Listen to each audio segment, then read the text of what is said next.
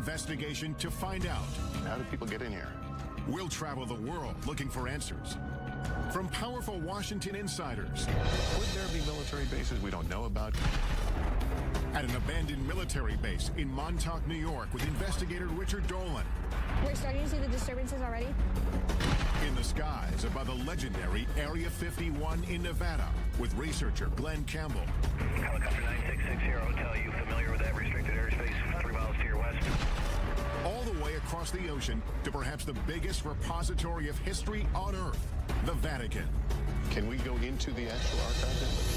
Our investigation will reveal shocking revelations about secret government experiments on U.S. citizens. We were making human guinea pigs out of civilians. Cover-ups about the existence of UFOs. I couldn't tell them what I was done because it was top secret. Potential evidence from a secret base that may provide proof the government has been hiding the truth about extraterrestrial life for decades. You're certainly not human. It's so unusual. It's like nothing I've ever seen before. We'll speak to informants who divulge details about what's hidden and where. There's thousands and thousands of underground tunnels. And for the first time on network TV, bring you footage purportedly smuggled out of Area 51 of an extraterrestrial. Travel with us on a global expedition to find the truth about secret government warehouses.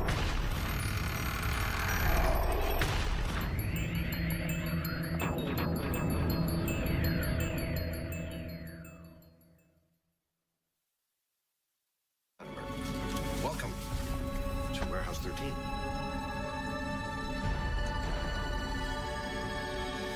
The secret government warehouse. It's a concept portrayed in pop culture that has intrigued audiences around the world for generations.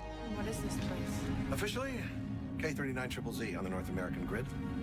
But I like to think of it as America's attic. In the sci-fi series Warehouse 13, 2 Secret Service agents are sent to a classified location in the middle of the desert.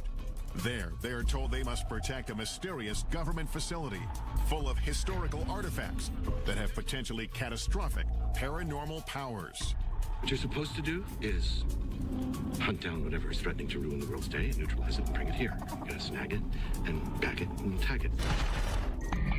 It may seem like a far-fetched idea, but we know there are locations around the world where governments are hiding things.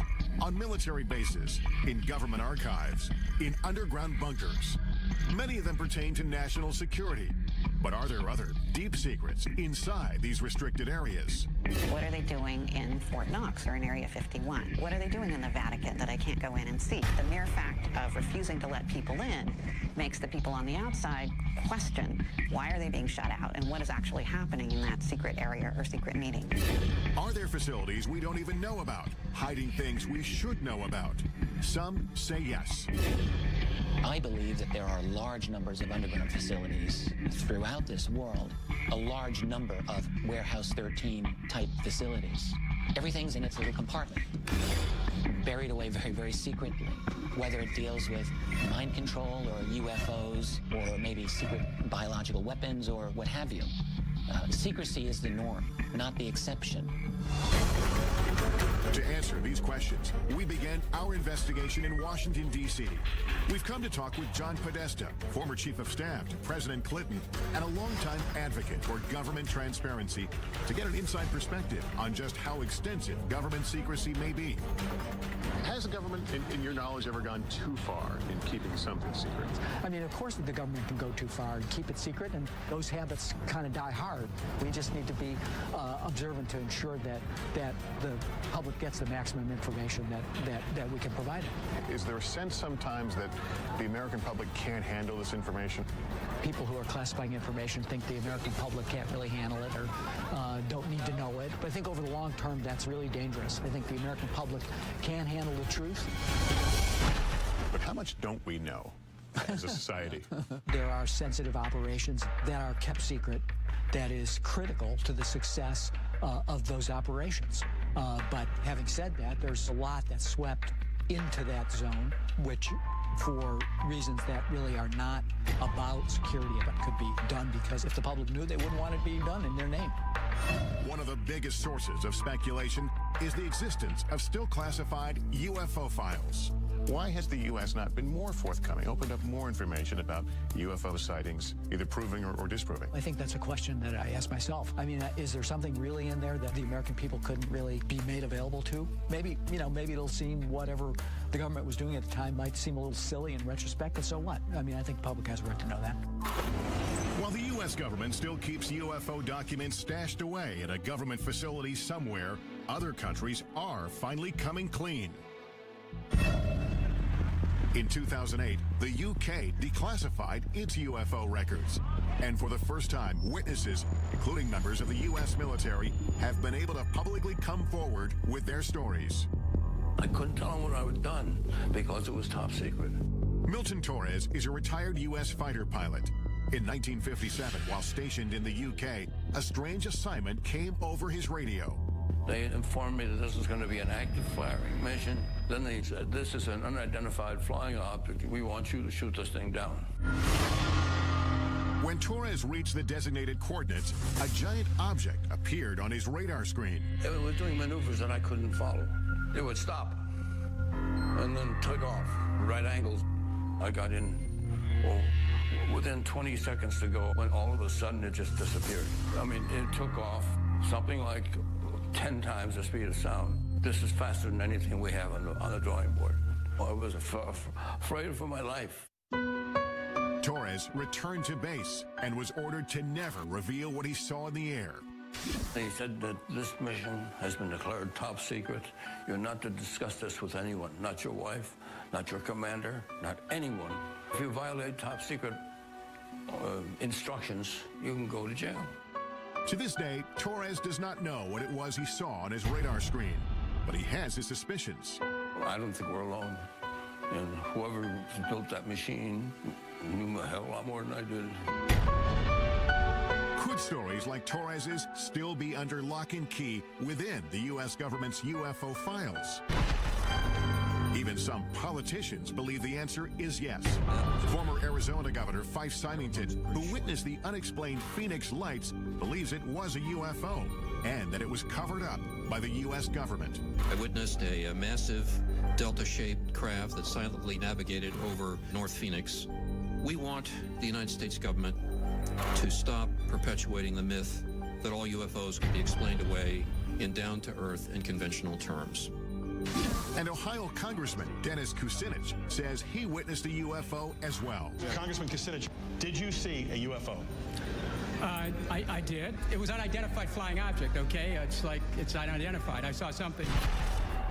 Does the government know something about alien technology that it isn't telling us? I am convinced that our government has physical evidence, has answers, has information pertaining to the actual existence of UFOs.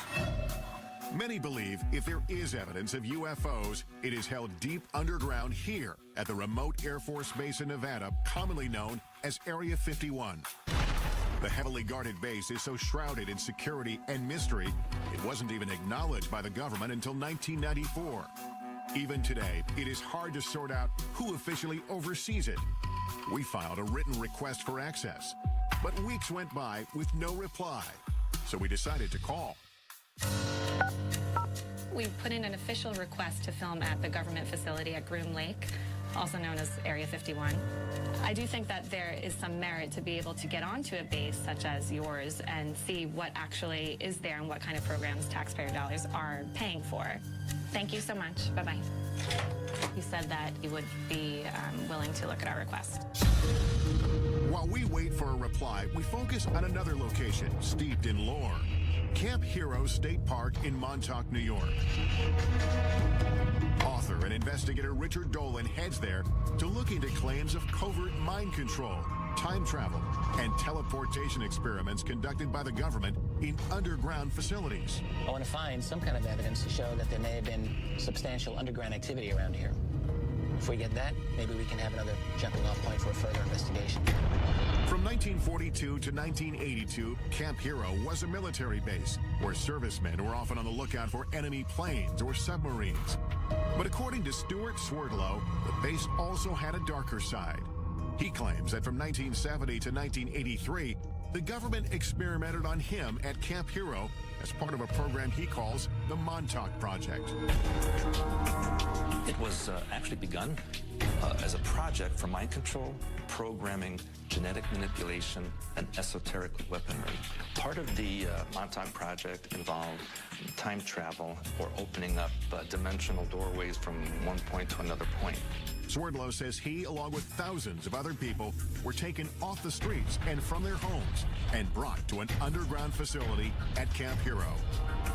The Montauk base on the surface was a derelict or old Air Force base. Underneath, there were 9 levels where the operations took place. There were centers where they would keep people sequestered. It may sound far-fetched, but the U.S. government conducting secret experiments on Americans without their permission is not. It has hidden programs from its citizens in the past and stashed away or destroyed the evidence. Like the medical research done for 40 years on poor black men in Tuskegee, Alabama. They were secretly mistreated for syphilis by the government in an effort to see how they would react. It's only one of the insidious programs uncovered over time. At the height of the Cold War, we now know that the United States military was using the American people as guinea pigs, basically releasing radiation into populated areas to see how fast radiation would spread. The military was experimenting on people without their permission, injecting people with plutonium, which is, of course, one of the most toxic chemicals known to science. They even gassed the New York subway system. But perhaps the most shocking programs involved mind control experiments carried out from the 1950s to the 1970s. The most infamous among them was MK-Ultra. MK-Ultra was a top-secret project to see whether or not mind control was a possibility. The military and the CIA began to look into the possibility of LSD, mind-altering hallucinogenic drugs that could brainwash people. Well, the consequences of this, of course, are enormous because this was uncharted territory. People went crazy. We were destroying people's minds. Retired Army officer Michael Bailey says he was one of the military's test subjects. They said the tests were safe. There was nothing to be scared of. Bailey was stationed at the Edgewood Arsenal military base in Maryland in the mid-1970s after volunteering for what he thought was a program to test uniforms and equipment. They explained that we were going to be testing equipment of the battlefields of the future, and it sounded exciting. But in fact, Bailey says he and hundreds of other soldiers were injected with LSD and other harmful drugs or exposed to dangerous gases to see how they would behave. We obtained this once restricted training video shot by the military, which shows some of the effects of the experiments conducted on their own men stationed at Edgewood. 6.5 hours after exposure time, the confused volunteer needed help as he attempted to traverse part of an obstacle course. At this point, hallucinations and other mental disturbances were evident. Looking back, Bailey believes his government betrayed him. You trusted the government, you trusted the Army. It was a bunch of lies. There was a lot of harm done at Edgewood Arsenal. More than 100 of these mind control experiments were conducted at military bases, in hospitals, and at leading universities like Princeton and Harvard. But these programs had some disastrous consequences. There were a number of suicides, a number of unsuccessful suicides. One man who had been dosed with LSD actually tried to commit suicide on his front lawn in front of his children and was in what's commonly called a flashback state. The truth behind MK-Ultra was only revealed in the mid-1970s. All the classified documents were ordered to be destroyed by the head of the CIA. But about 10 boxes of financial records were overlooked, and a small portion of the dark truth was uncovered.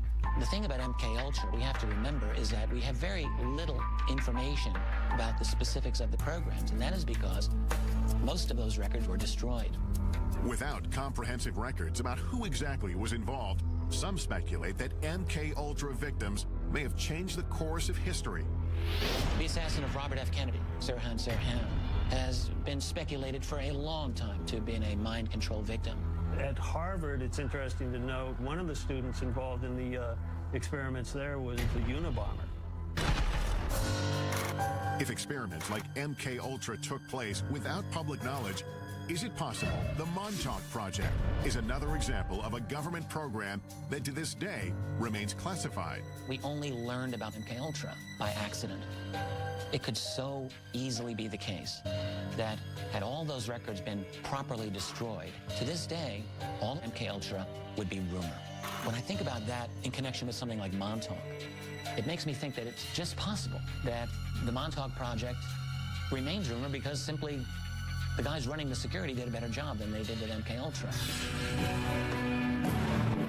Could the U.S. government have been conducting experiments inside secret underground bunkers at this retired military base?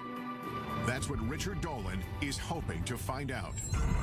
If the claims about the Montauk Project are true, that'll change everything about what we think we know about this world. And I have to say, if you're going to have a secret program, then Montauk is a great place to have it in a lot of ways. It's very remote. I think that it's possible that there has been some strange activity going on under there. Since the base is now a state park, we asked park officials for permission to access any underground areas. But they said they are not aware of any tunnel system in Camp Hero. Dolan has heard otherwise. I'm told that there are interesting structures in this area. Tunnels I've read about. I want to see something.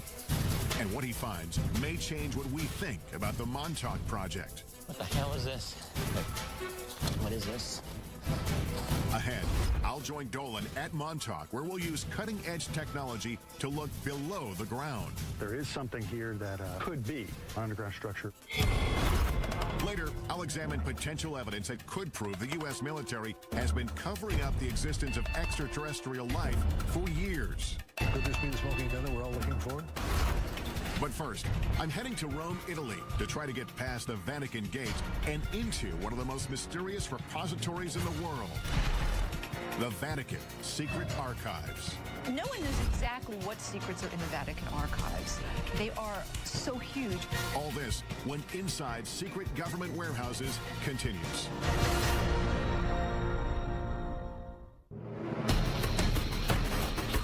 Our investigation into the world's most secretive warehouses brings us here to Rome, Italy, home to the smallest sovereign state in the world, but also one of the most influential, Vatican City. It is the headquarters of the Catholic Church and its 1 billion followers. And although its government rules over only 108 acres of land, the reach of its power has extended around the world. The Vatican is an intriguing place because it's the oldest continuously existing organization on the face of the earth. You can trace it back 2,000 years. The Vatican's role in shaping history is well documented, and some of it, like its support of the arts, is proudly on display here. It's one of, if not the greatest, repositories of art, history, tradition, theology, and written material in the world. It is a treasure trove.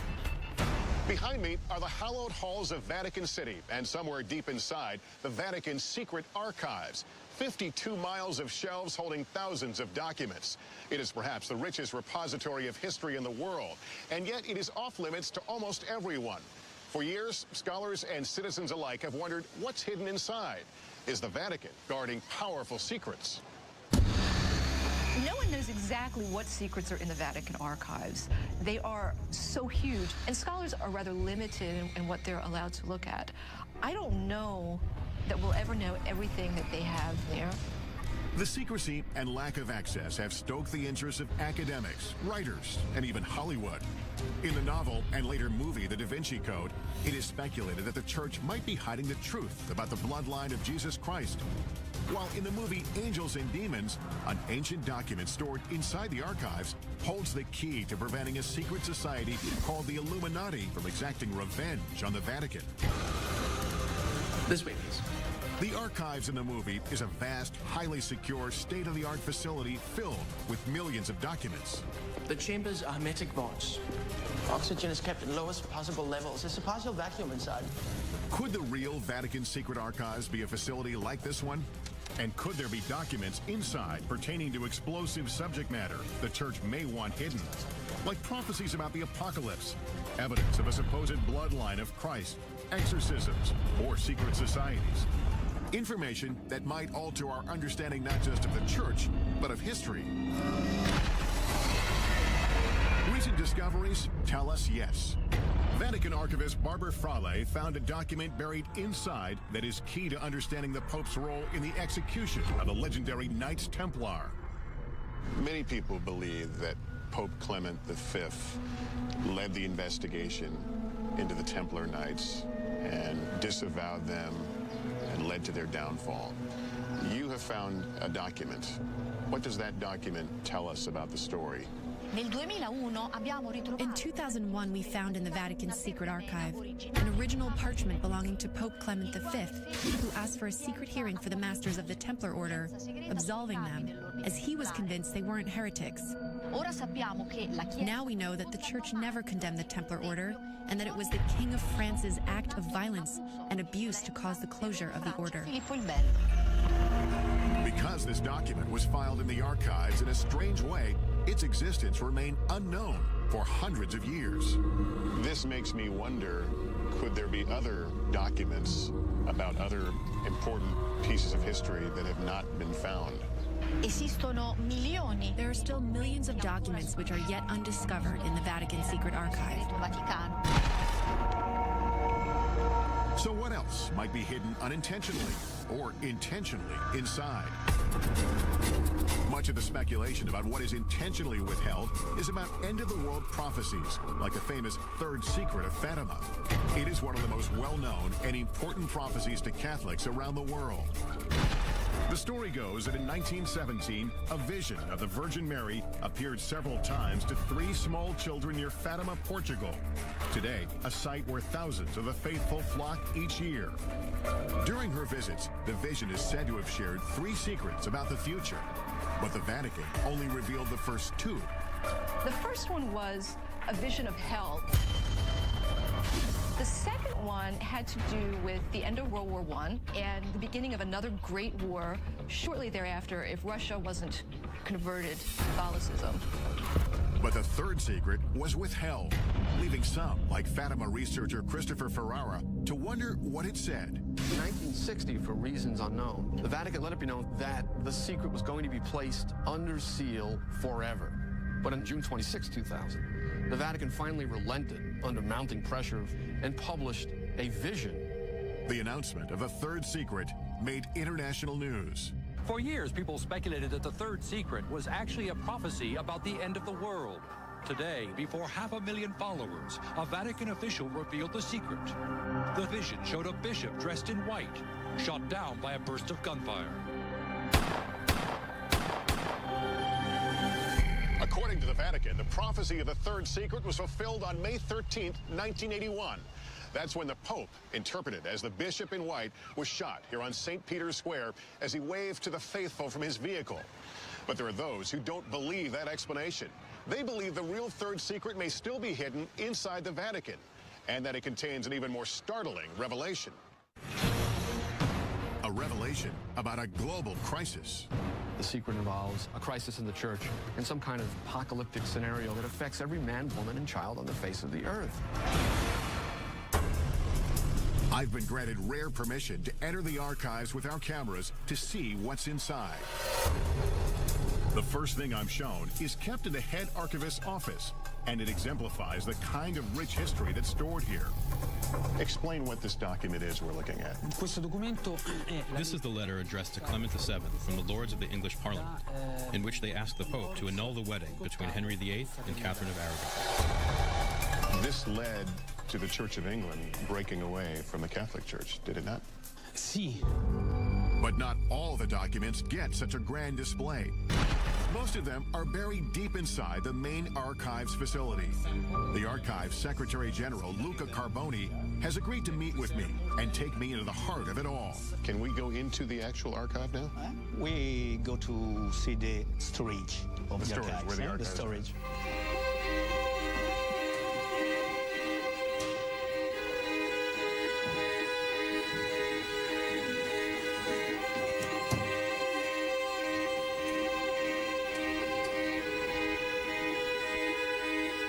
We arrive at the main facility, and I am instantly overwhelmed by the massive number of files that are before us. We are standing amid the history of the Catholic Church, but this is also an important part of the history of the world, isn't it? The Vatican Archives is important in the world, unique because we preserve a continuous chronological space of over 800 years, from 1198 onwards. Documents as varied as records of medieval families to letters from the brilliant astronomer Galileo, who had famous battles with church leaders of his time, live on these shelves. So you have a correspondence from Galileo. We have a simple letter to a cardinal from Galileo. So that's Galileo's signature. Galileo's signature from Florence in the 18th of December 1628. There is just so much here. Is it possible that there are things here that even the archivists don't know about? Yes, each day we discover something new or something interesting. When you use the term secret here... Okay, secret means private. Secret in this case doesn't mean things that no one can see. No, only private. Private, but off limits to all but about 1,000 researchers handpicked by the Vatican each year. It's not hard to imagine how documents can get buried in this vast warehouse, either accidentally or on purpose. The Secrets of Fatima, would we find something about the Secrets of Fatima here? No. Here is not preserved. If I don't remember, if I remember well, it's not here. But then, where is it? Are there other secure places within Vatican City? Even within this facility, there are areas that are restricted, like the parchment room, holding some of the oldest and most important documents. Can scholars and researchers come here? No. Only the staff of the Vatican Archives. All your parchment are kept here? We preserve 50,000 of single parchment in this room on 2 floors. The air feels different. Is the climate controlled here? Yes, it's under control. And what is in here? Here we have the famous Templar trials. The 3 meters of parchment rolls. But we can't see it? No, it's closed. There's no doubt that this repository is one of a kind. But the Vatican has not shown us evidence to prove or disprove the rumors of secret documents being stored inside the archives. So we're headed to Montauk, New York, to look for clues into claims of underground mind control and time travel experiments. And later, we're going to some of the most heavily guarded military bases in the U.S. to investigate reports that proof of alien life is stored inside. All this when Inside Secret Government Warehouses continues. We're on a quest to uncover the world's most elusive government warehouses and the secrets that may be buried inside. Our investigation returns to Camp Hero State Park in Montauk, New York. We're looking into claims about the so-called Montauk Project. The story goes, the radar tower behind me was once the epicenter of the Montauk Project's dangerous mind control experiments, and that 9 subterranean levels beneath the tower housed top-secret technology that transported thousands of people through time and space. But do those underground facilities really exist? According to the United States government, there are no underground facilities at Montauk. Of course, you have to bear in mind that the United States government does almost certainly have many underground facilities that they don't wish to acknowledge. Author and investigator Richard Dolan has agreed to meet me at Camp Hero to take a closer look. Can we establish there's something underground? The thing that I've been thinking about is it's impossible to establish the veracity of the claims of the people themselves, but if we can bring some kind of instrumentation to take a look below the ground, I'm thinking ground-penetrating radar, we might be able to find out one way or the other if there's anything that we can notice. At least confirm some parts of the story. According to Stuart Swerdlow, he, along with thousands of others, were brought here to be programmed or mind-controlled. I was subjected to many types of experimentations, interrogations, indoctrinations. I was used in the time travel experimentation. To do this, Swerdlow says he was sequestered in facilities directly beneath the old radar tower. Deep underground, he says, there were 9 levels of rooms, and within those rooms was a device called the Montauk chair. Looked kind of like a dental chair that the person would sit on. There'd be a headset that would go over them. There were huge computer banks around that location. And there would be the psychic who would be sitting in the chair and generate thoughts electromagnetically into this device, which could be amplified and stored on the computer so that it could be amplified and transmitted. But mind control wasn't the only concept being tested at Montauk, Swerdlow says. According to him, they were also experimenting with time travel and teleportation using strange technology.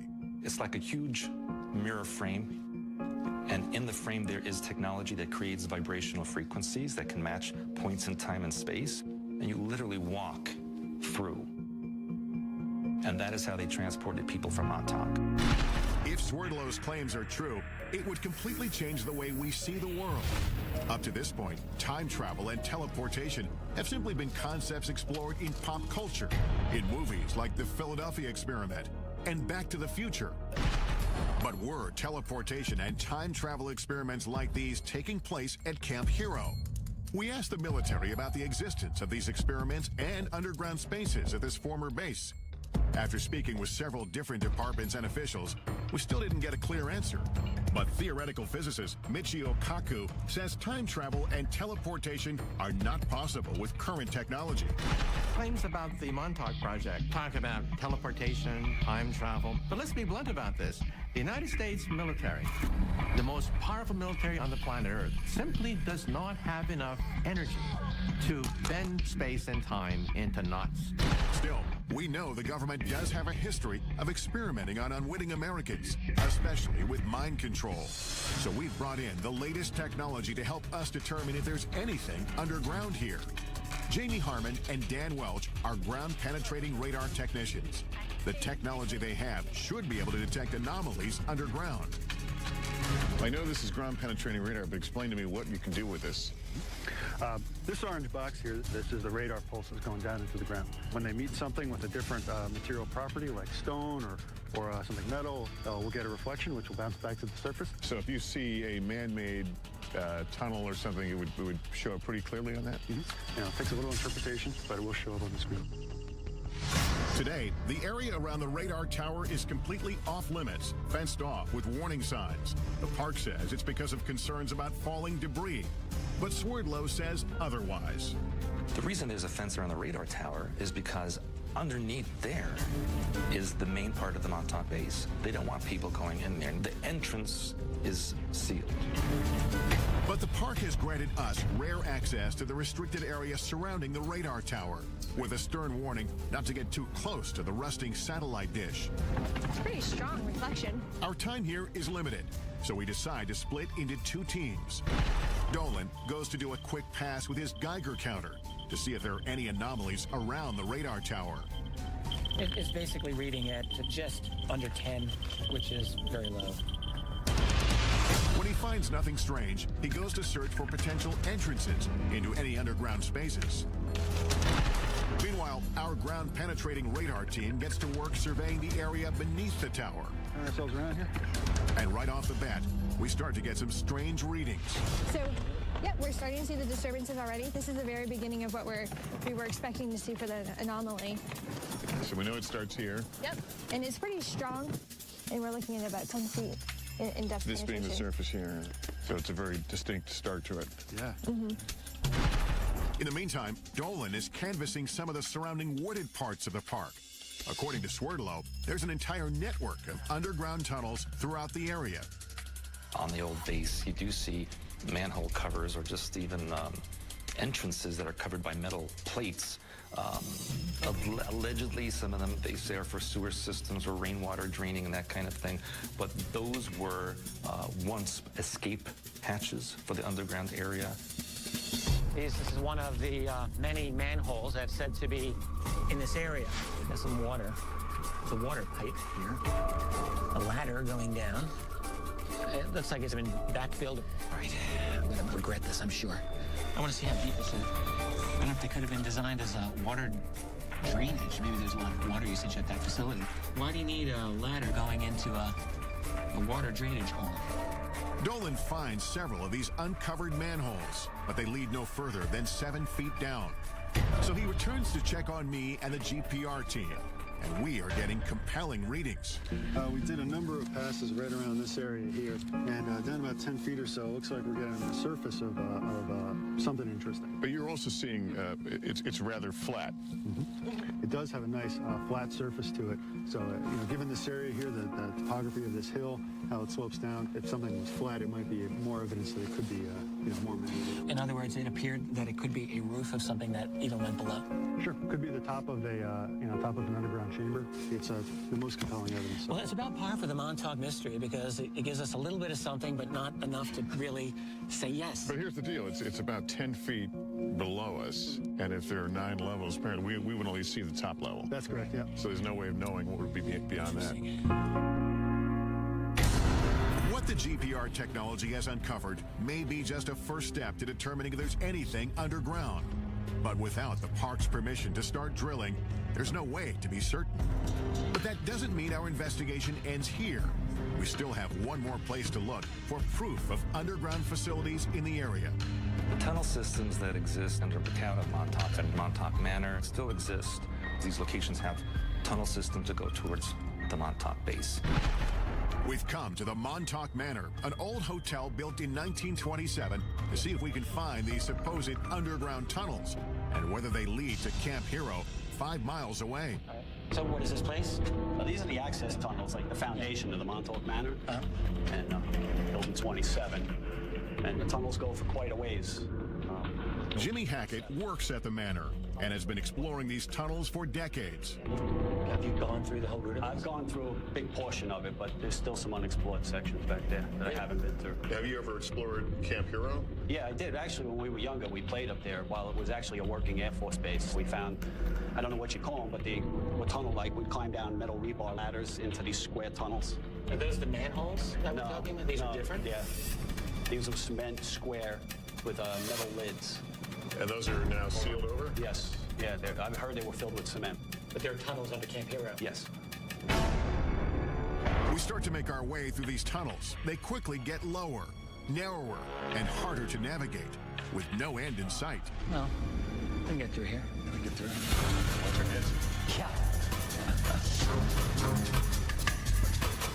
A lot of cobwebs down here. A lot of cobwebs, and just keep going. Turns around to the right. Oh, great. This will go on forever. Okay. Come on up here and take a look at this. We finally get to a point where it is no longer possible for 2 people to keep moving forward. He's gone ahead a little bit to see exactly how far it really goes. I can't believe it goes this far. Neither of us can figure out why you would have a crawl space of this length under this building. Richard, can you hear me? My way back here. I couldn't find the end of it. I'm here. It's very, very long. And one end is a dead end, but then it branches off and it goes into several different directions. I could imagine people getting temporarily lost down there anyway. As far as either of us goes right now? I think so, yeah. These seemingly never-ending tunnels add another dimension to the Montauk mystery and keep the story alive. We may never know the truth about the Montauk Project or about what may have taken place here at Camp Hero. What we do know, of course, is that military bases here in the U.S. and around the world are ideal places to hide classified projects. And that's exactly where we're headed next, to 2 of the most secretive, heavily guarded military bases in the country. Our first stop is Wright-Patterson Air Force Base in Ohio. Could the potential evidence we uncover there prove once and for all the base has been engaged in a cover-up of alien life? He says, forget you ever seen this, forget you ever worked on it, don't talk about it. And later, we'll head for the skies in an effort to get the closest look possible at Area 51, where alien technology and life is said to be stashed away. All this when Inside Secret Government Warehouses continues.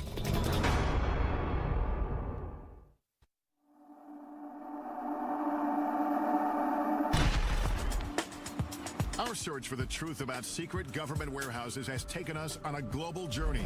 We've been to Montauk, New York to explore allegations of mind control and time travel experiments underneath an abandoned military base. And we've traveled across the Atlantic to delve into the depths of the Vatican's secret archives in search of answers to age-old mysteries.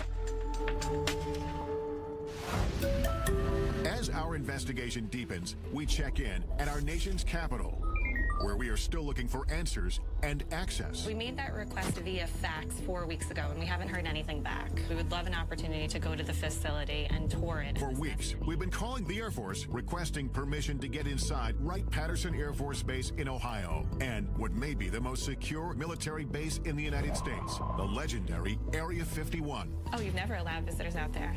After phone calls to multiple government agencies, we finally reach an Air Force representative who agrees to review our request one more time. Thank you so much. I would appreciate that. The Pentagon's reluctance to let us into these military bases only fuels our curiosity. Could they be hiding more than military secrets inside? And are there other bases, or even warehouses like the one depicted in the sci-fi series Warehouse 13 that we don't even know about? And that is exactly what we do here.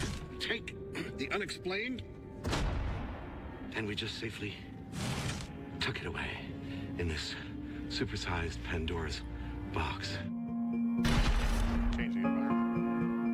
Washington insider John Podesta says the idea of a central warehouse is a myth. There's, of course, not one single place that classified information is distributed across the country and across the globe. Could there be military bases we don't know about? Could there be places underground? Well, if we don't know about it, how do we know? Officials at Wright-Patterson Air Force Base declined our request for an interview.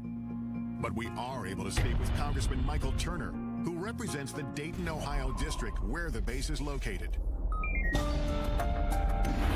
Wright-Patterson Air Force Base is known as the largest Air Force base in the world. It has over 20,000 people who work inside the fence, largely in research and development. It has been involved in every plane for the military, starting with the Wright brothers plane, going straight through to stealth.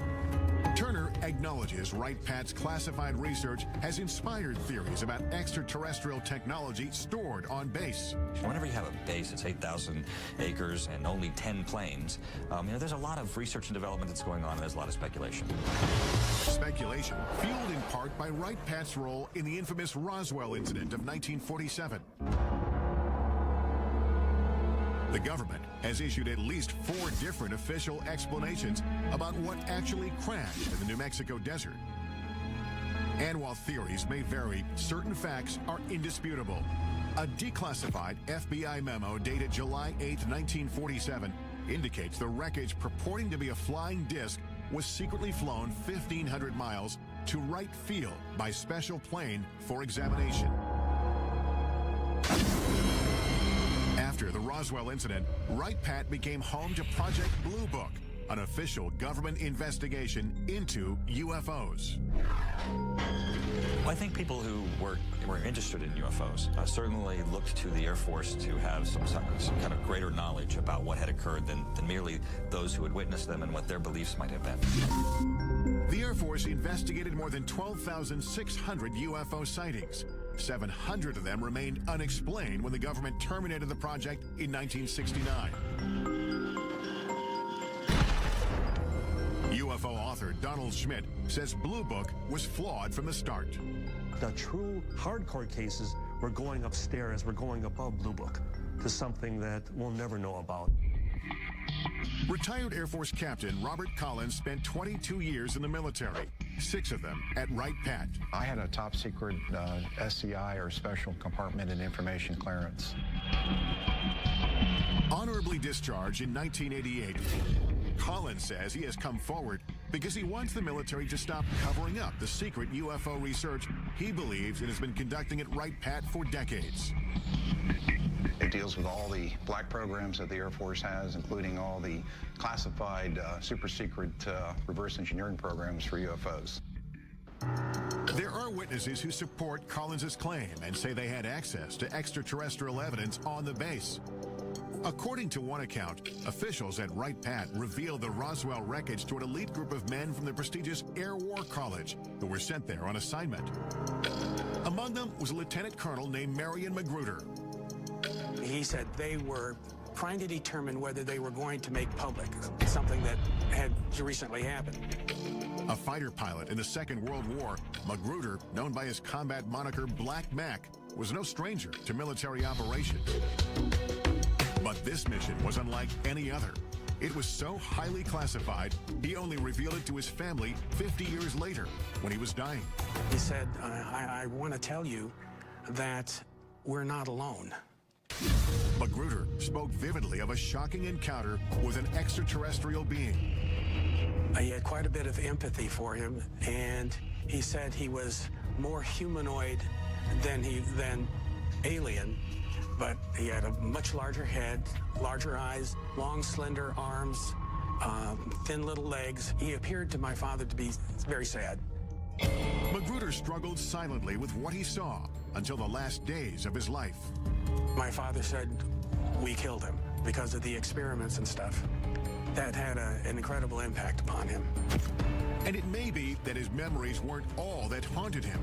There would be some people come to visit him to discuss that situation with him. Whoever it was, and I never knew who it was very interested in making sure that secret was kept. The Air Force referred us to its 1985 fact sheet that addresses persistent UFO rumors. It says there are not now, nor ever have been, any extraterrestrial visitors or equipment on Wright-Patterson Air Force Base. Yet, over the years, questions have grown. Suspicions sparked by testimony from former employees, including Robert Collins, who says underground facilities are strategically hidden throughout the base. Never find it unless you knew where to look. Coming up, reports of a complex labyrinth deep underneath Wright-Pat. And physical evidence allegedly from the base that may prove a government cover-up of alien life. I'm too old to worry about my reputation. And later, travel with us to the Nevada desert for an unprecedented investigation into Area 51. If the public ever really knew what happened at Area 51, they'd want to burn the place down. All this and more when Inside Secret Government Warehouses continues.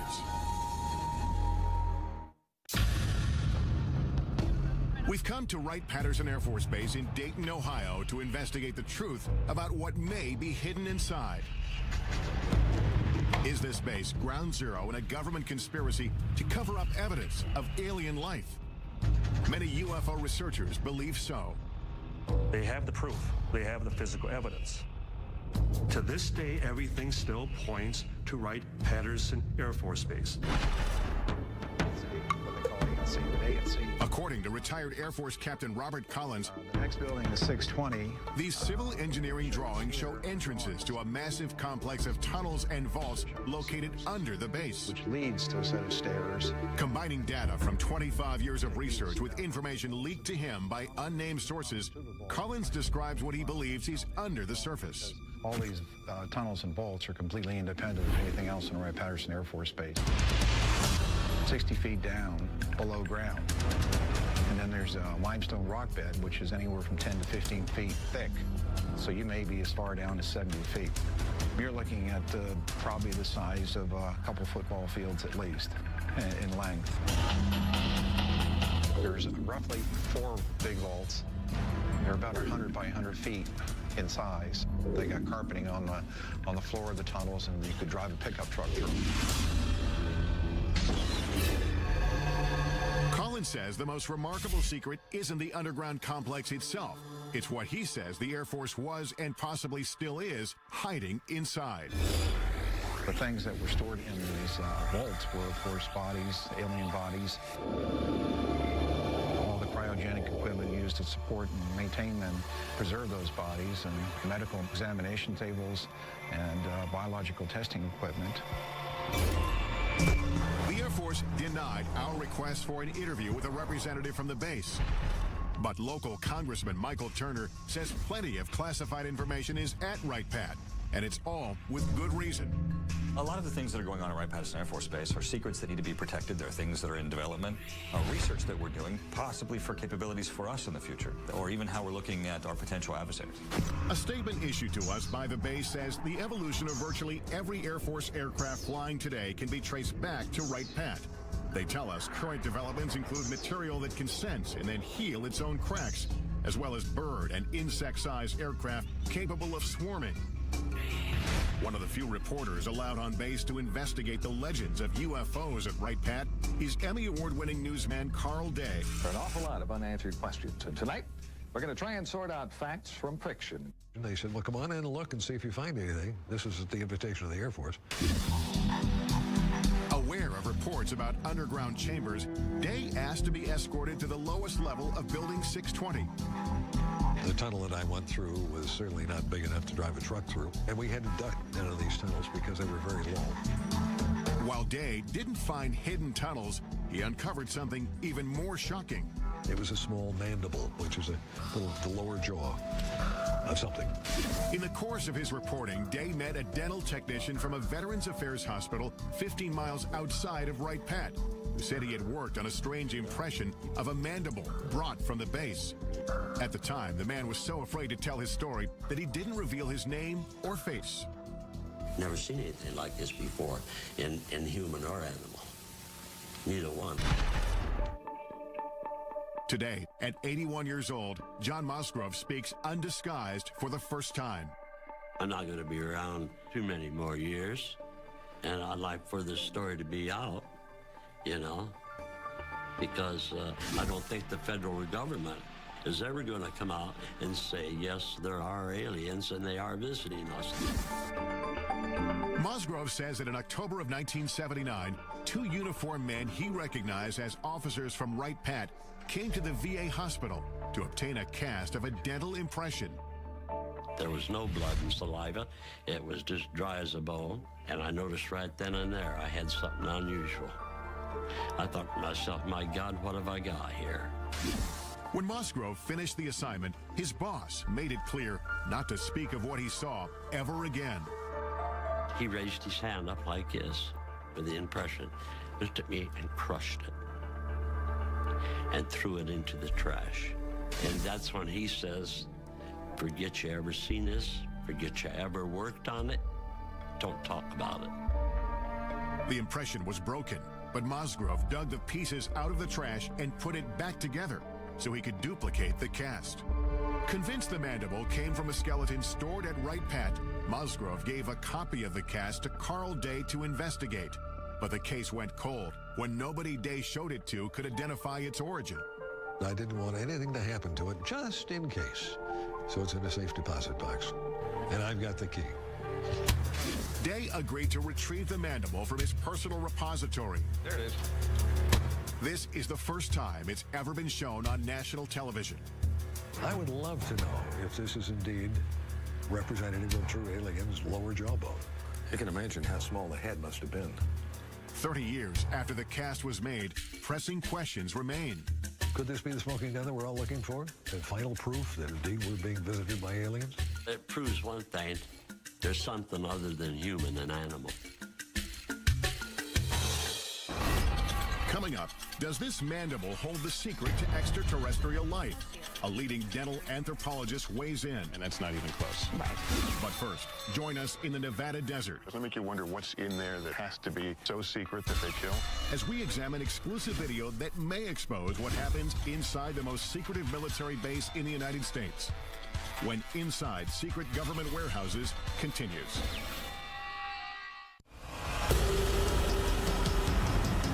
Our global journey leads us to one of the most mysterious military facilities on Earth. The legendary Area 51.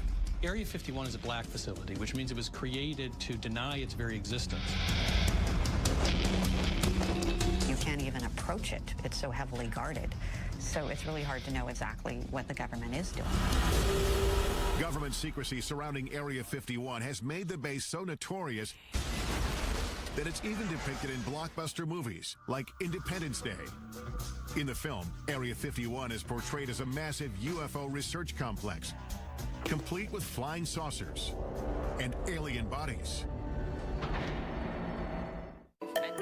After repeated requests for access to Area 51 or a representative, were turned down. May I ask why we're being denied access? The Air Force issued a statement saying the area is used for testing and training for operations critical to the effectiveness of U.S. military forces and the security of the United States. And some specific activities and operations, both past and present, remain classified and cannot be discussed. Undeterred, we hit the road to find out as much as we can without breaking the law. I'm now driving through the Nevada desert a couple hours north of Las Vegas, heading to the legendary Area 51, a place that perhaps holds some of this country's biggest, deepest military secrets. And what exactly goes on there has been the source of a lot of speculation. As local tourism shows, most of the speculation centers on extraterrestrial projects, reports of warehouses dug deep into the mountainside.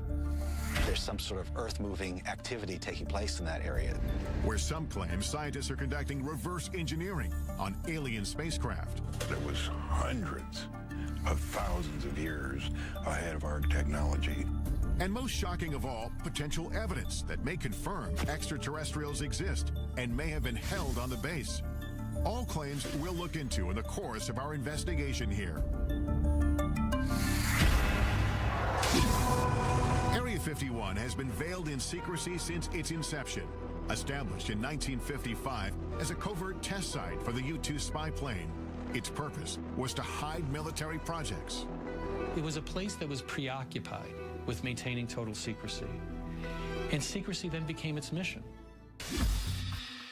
The remote desert location, labeled number 51 on this 1950s map, seemed to be the perfect place for a black facility. But as the base infrastructure and activity grew, information began to leak out.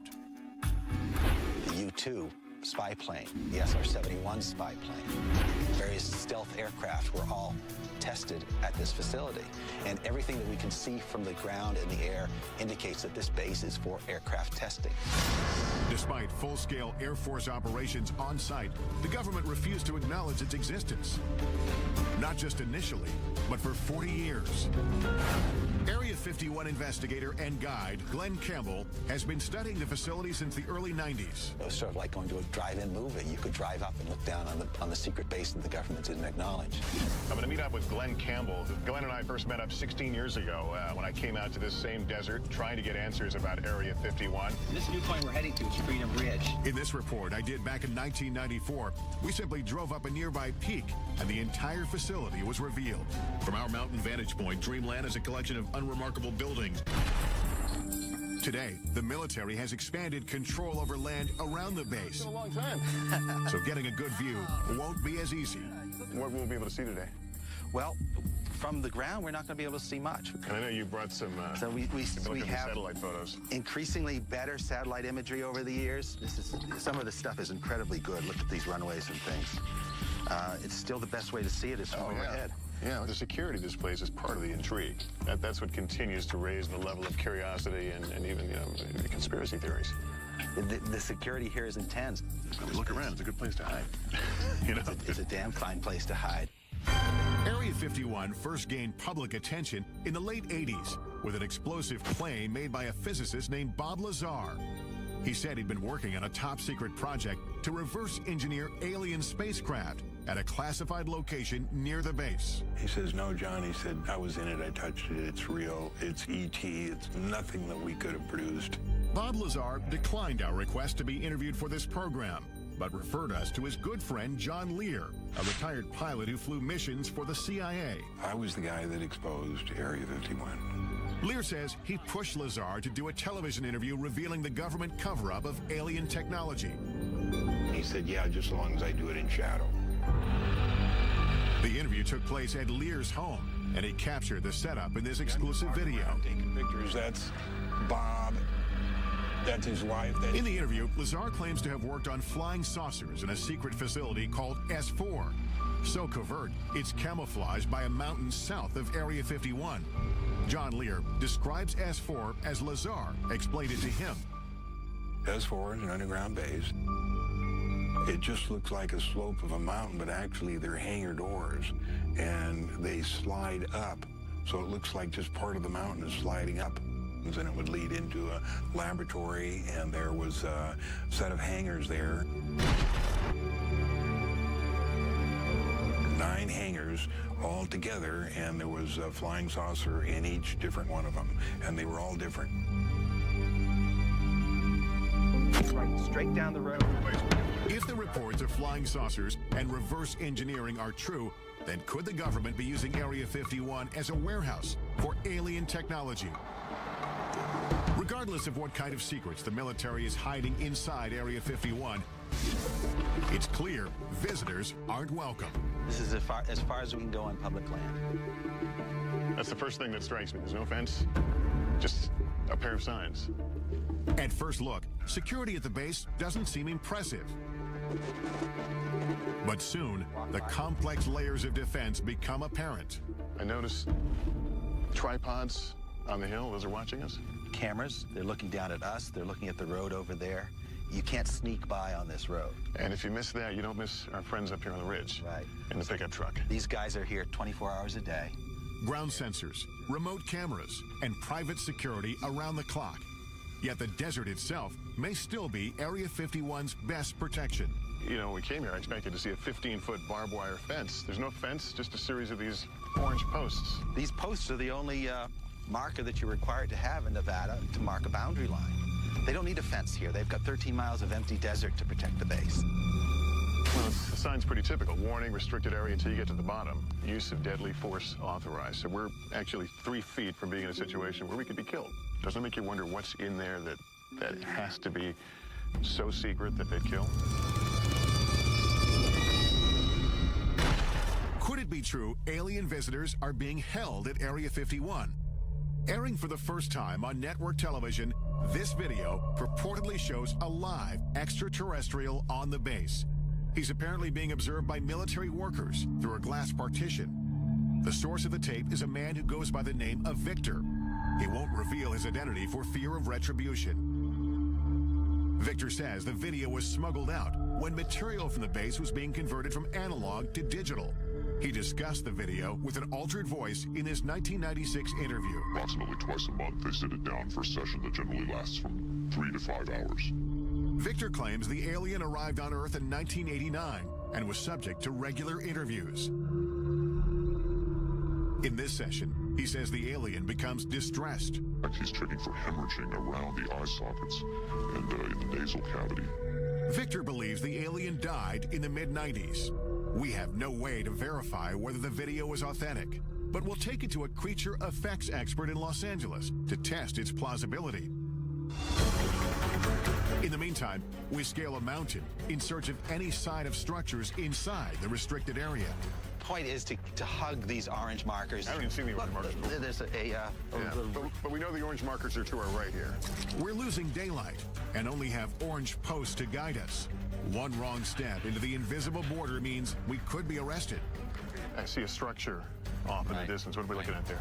That's the actual guardhouse. That's the actual gate within the Nellis Range. So if you were to keep driving on the road past those signs and you got to that guardhouse, you'd be arrested immediately. We continue to climb upwards until we can't go any farther. Well, this is as high as we can get. It looks like we're at the end of our journey because I see what do you call them, camo guys? Yeah, the camo dudes. Are here. And some orange markers here. This is as far as we can go. This is where the border changes. I think our only option is to get in the air during daylight, and maybe I'll be able to get a glimpse and get some idea of what's in Area 51. But we're going to need daylight and a chopper. Yeah. Coming up, join us in the skies above the Nevada desert as we take you as close as you can get to the most infamous military base in the country. They now know who we are and where we are. That's correct. Is Area 51 the epicenter for a cover-up of alien life? Or is the base concealing earthly secrets that are much more disturbing? Find out what happened at Area 51 and what humans did. That's scary enough. When Inside Secret Government Warehouses continues. The only people who know what happens inside Area 51 are the employees, and their identities, even down to the cleaning staff, are kept secret. That white bus with the darkened windows, we're told, ferries local workers from around Area 51 who come here to work each day. Those not bussed in are flown in, shuttled back and forth on special unmarked planes. They fly on a private airline known over aircraft frequencies as Janet every morning from Las Vegas to Area 51. This surveillance video shows workers returning from Area 51 on private 737s. These are jets without any company markings. They just have a red stripe down the side. Signing on to work at the base means agreeing to a covert lifestyle. No one can even admit that they work there. Jonathan Turley, a litigator in national security cases, first learned about Area 51 in 1994 when he was contacted by employees who were gravely ill. You're basically told to go die. And they weren't supposed to talk to a lawyer, and they weren't supposed to talk to a doctor. Despite having signed non-disclosure agreements, some workers told Turley they'd been exposed to toxic materials on base. One of them was a sheet metal worker named Robert Frost. He couldn't tell the doctors where he was working or what he might have been exposed to. They could have put him in jail for it. In 1994, I conducted this interview with Frost's widow, Helen. She told me about the first day her husband came home with symptoms. He walked in a door, and he was screaming. I looked at him. His face was bright red, and all the skin was peeling off of his face. Turley filed a lawsuit accusing the military of poisoning Area 51 workers through blatant negligence by recklessly disposing of hazardous waste. They dug a football field-sized trench, and they would fill it every week with all types of hazardous and toxic wastes. And then they would just dump jet fuel on it and set it on fire. Though the base was operating in secret, Turley says the impact on some workers was difficult to hide. Many of them developed a strange condition that looked like fish scales on their body. This was taken just before he quit in March of '89. And then he had these large sores on his back. He had those all over his body. Turley's clients wanted to know what they were exposed to, but suing for information was a Kafkaesque task. At the time, the government denied Area 51 even existed. At one point, I just told the judge, Your Honor, I can take you there. I can point you to it. You can see it. How can it not exist as a matter of physics, let alone the law? Turley says it wasn't until he obtained satellite photos of the base that the government finally acknowledged some operations in the general area. They believed that they lived in a special place that was not reachable by federal law, that even killing someone, it was just simply not something to be held accountable for. Eventually, Turley filed several lawsuits on behalf of sick workers. The legal battle lasted for 9 years. Some of his clients died during this time. The lawsuits succeeded in prompting the government to start conducting environmental inspections on the base as required by law. And as a result, the court found one of the cases to be moot. Another one was dismissed for reasons of national security. In the end, Turley's clients got no answers, and disclosure of the legal inspections prompted by the lawsuit was deemed subject to a presidential exemption. This means they can be kept from the public, and they have been to this day. This is a failure of immense proportions. It goes not just from the Air Force command at the facility, but extends all the way to the president himself. These were Americans. They had to be protected from their own government. Turley says all the stories about aliens at the base have provided the military with an ideal smokescreen. If everyone's looking for some galactic presence, they're not looking down on Earth for simple crimes. And so the government never really did try to kill the alien stories. They just wanted to kill the crime story. And so, public interest in Area 51 and its alien legends has endured. Tourists come from all over just to get a glimpse inside the border. There's all the signs and all the cameras watching you up in the hills and the guys in the trucks. It's like, okay, what do you really not want us to see that's back here? Like, what is it that you want hidden so well? Major land restrictions in the 1980s and 1990s have closed off nearly every reasonable land-based vantage point into the facility. So we concoct Another plan. We really couldn't see anything from the ground, but we have another option. We've hired a helicopter, and we're going to go up and try to skirt around the restricted area and see what we can see. Campbell, please meet you. The sky is also now the focus for investigator Glenn Campbell as he prepares to monitor activity in the restricted airspace above the base with high-powered surveillance cameras. I have 3 cameras recording 72 hours worth of video. These 3 specialized cameras will record continuously and capture anything unusual overhead, day or night. The idea is have Bald Mountain on one side, have this small peak on the other side. What's nicer? As we await the results, I head off to do some aerial surveillance of my own. All right, I'm Tom. It takes several calls before finding a pilot willing to take us anywhere near Area 51. Well, these are restricted areas, and why they're restricted areas, they don't tell us. How close can we legally get? Well, it's recommended that you don't get closer than about 2 miles to the border. Are we going to tell them what we're doing? No, we're not going to tell them. We're just going to tell them we're going to be doing some flying, looking the area over if they ask. Let's do it. Okay, here we go. Squad 4373 and ident. 4373 with an ident for 9660 Hotel. They now know who we are and where we are. That's correct. During our ascent, we overhear communications between air traffic controllers and the unmarked government commuter jets. Janet 267, Ellis control radar contact, maintain 15,000. That airplane he's talking to is one of the Janet airplanes, like an aerial bus service. Once we've flown over the highest mountain, Area 51 creeps into view. I can actually see it from here. We're probably about 10 miles from the border. But just as soon as the base is within sight, a warning comes over the radio.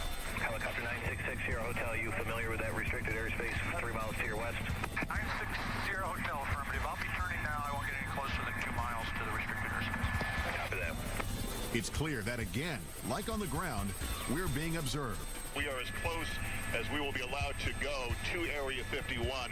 This place is so restrictive that we legally can't even point our cameras in the direction of the base.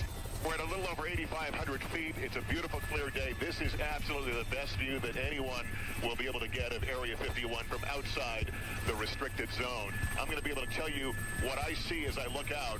There are 2 what must be very, very large buildings, aluminum roofs. They shine very brightly. I can only surmise that they are hangars of some sorts. There are a number of lower-lying buildings. All of it seems to be along the edge of a dry lake bed.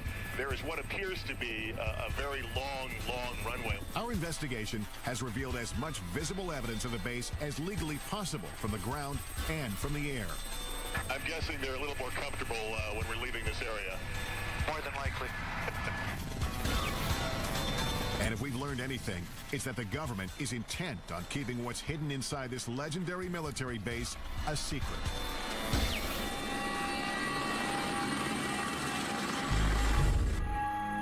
After 72 hours monitoring the sky, our video surveillance captures some anomalies. An eerie desert storm sweeps through the area.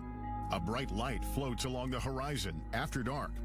And then we discover this glowing disc in the corner of the screen. Upon examination, the light turns out to be a car driving on the desolate road. The disc, however, remains unexplained. Campbell says it could be the moon. When you come to the desert and you look up at the night sky, you see more stars than you would ever see anyplace else. When you look up at all those million points of light, you gotta be crazy to believe we're alone in the universe.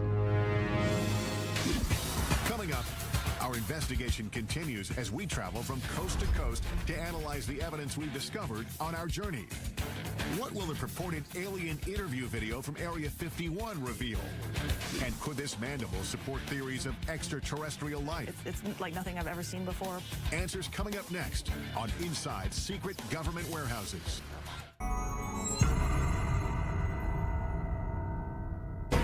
Our investigation into secret government warehouses culminates with analysis of the potential smoking guns we've uncovered.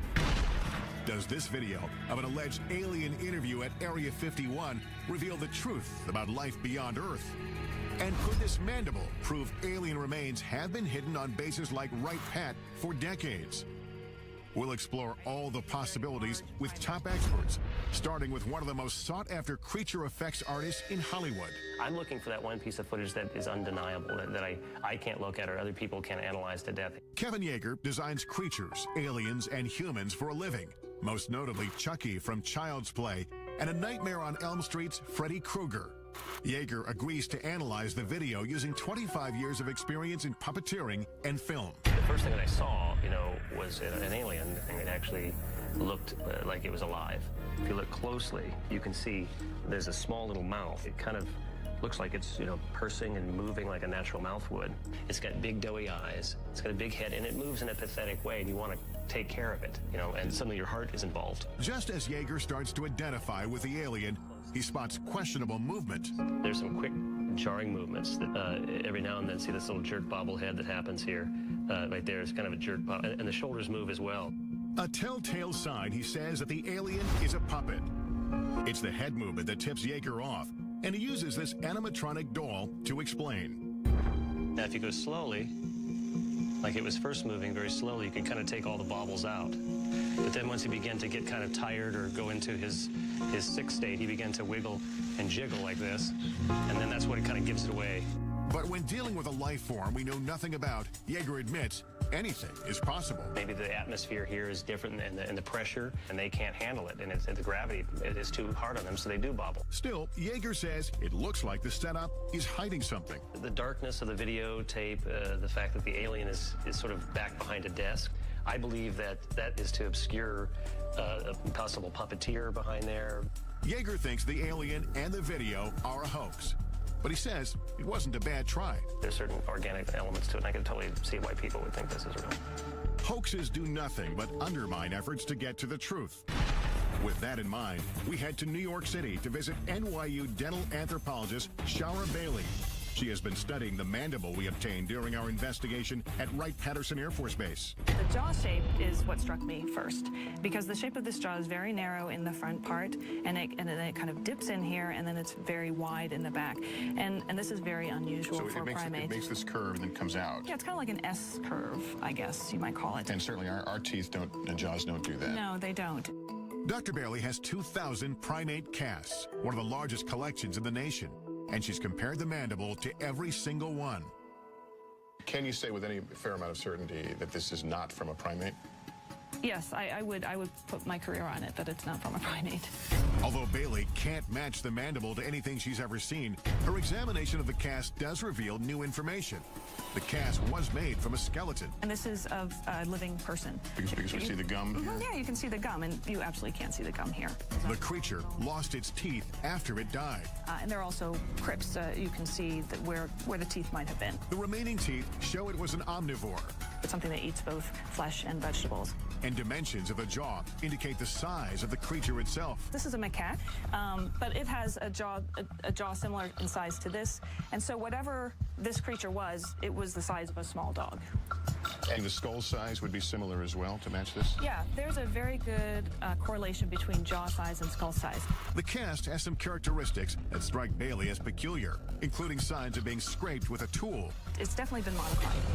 So that I can tell you. Whether it's authentic and it was modified for some other reason, it's very hard to tell.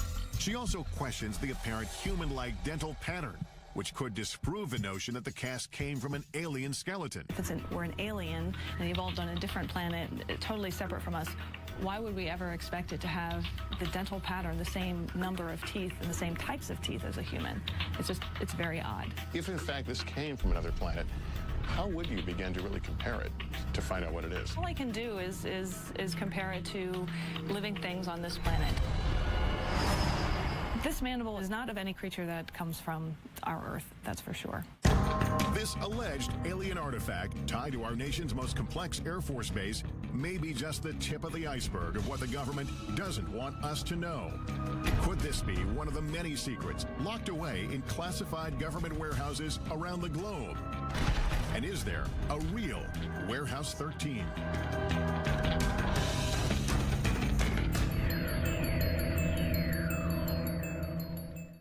In the end, we can't say for certain what's below ground or hidden behind closed doors.